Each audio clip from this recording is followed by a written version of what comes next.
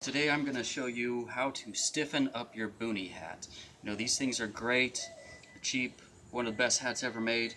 Sometimes they're a little too floppy, sometimes they get in your face or the wind makes them all weird, or maybe they just kind of get out of shape and look a little funny by themselves. So what I'm going to show you how to do is take this floppy old thing and turn it into this. Nice and stiff. Keeps its shape. Okay?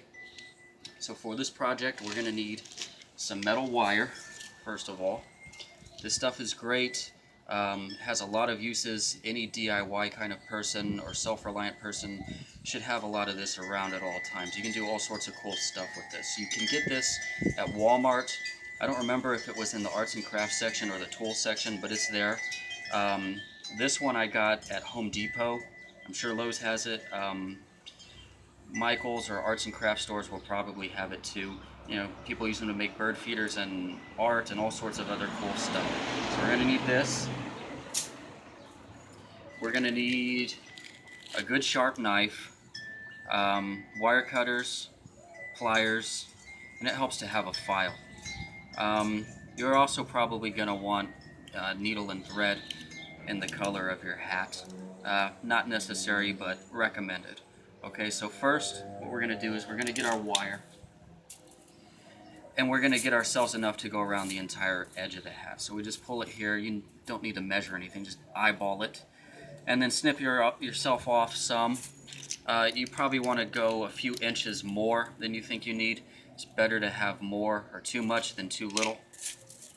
Alright, and then you're going to want to take it, get it around the edge of the hat here, the rim, line the open end up here with the seam on the back, and I'll show you that.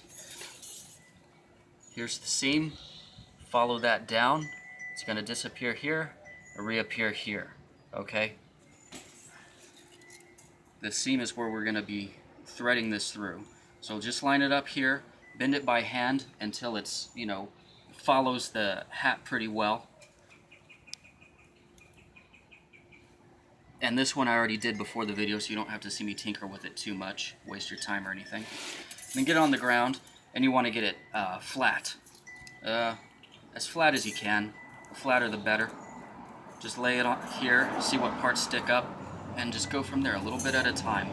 That should be good enough. Okay? So then we get our knife. We go back to that seam down here, and we're going to cut a slit in it.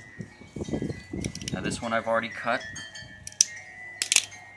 And then the file I was telling you about, we use that to break the radius on the cut here where we snipped. Whichever one we're going to feed through, we want to just file this around enough to break the edge so it's not at a 90-degree angle anymore. Okay? The rounder you can get it, you want it to look like the bullet of an automatic handgun cartridge. Just nice and round so it feeds through, and that's going to stop it from snagging inside the hat. So we get that, and we just push through. And it usually starts off pretty easy, then once you reach about the halfway point here, it usually starts to get pretty tough. This one is going through very easy. I could probably do this whole one without it snagging at all. But what I'm going to do is show you how to handle snags anyways. Okay, so if this is snagging and it's getting too hard for you to push through by hand, the wire starts bending instead of pushing through, what you want to do is pinch with your pliers here. Okay? Then grab from here, start bunching it up like that, as much as you can, okay? Now pinch this in place, move this here, pinch, and pull all this out, and that's going to move it up inch by inch, okay? I'll do it again so you can see what it is I'm doing here.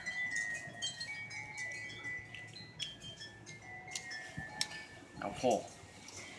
You see, we're getting there a little at a time.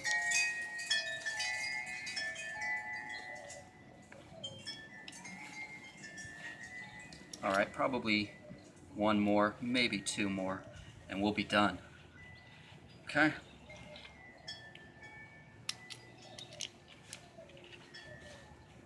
Alright, just one more. Oh, push the wire out. Pinch it tight. Well, there we go, there we go. That's just barely enough. Okay, now get your pliers and push the excess in. You want to push it past the opening here as best as you can. Try to get it fairly deep in there, or just barely there. Okay, that's good. Okay, and then the open end here, you just want to sew it shut so the wire doesn't end up popping out. Just like we have right here. Now my knife that I used to cut this with wasn't sharp, so it left this all frayed. And see, if you use a sharp knife, it won't be nearly as frayed. And that's it. Now it's nice and stiff. You know, it's whatever shape you put it in, it's going to maintain it pretty well. This wire is stiff but flexible. It keeps its shape, but it's also easy to bend into shape. So whatever shape you put it in, it's going to stay there until you don't want it. If you want to change it, you can change it to something fairly easy. The downsides, you're not going to be able to throw this in the washing machine like you used to. It'll probably lose its shape, so you'll have to bend it back into shape when it's done out of the washing machine. You can't fold it up and put it in your pocket like you used to. You're not going to be able to just toss it around like you used to, because if something falls on it or you step on it or something like that, you sit on it in a car, it's going to lose its shape. And see, it's very easy to bend, but it's also easy to bend back. It's just that doing so is kind of tedious, so you want to make sure you put this somewhere that it's not going to lose its shape. Hopefully, just save you a little effort in the future. And that's it, folks. In my opinion, it's a big improvement. I like them stiff. Some people might like them loose and floppy. It's up to you, but this is the option to do it now. You see, you do it for very cheap. Doesn't take long. Worth the time and money, in my opinion. And that's it. So enjoy, and thanks for watching.